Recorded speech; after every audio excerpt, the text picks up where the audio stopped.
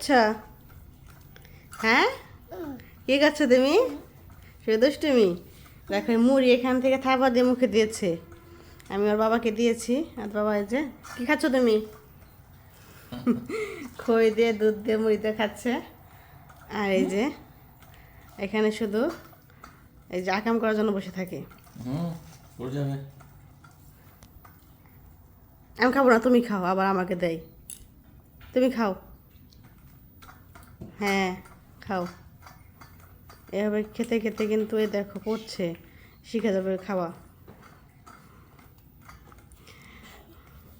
আচার না খেলে যেমন হাঁটা শিখে না, ঠিক তেমনি এই যে খাবার না ফেলে কখনো খাবার খাওয়া শিখে না।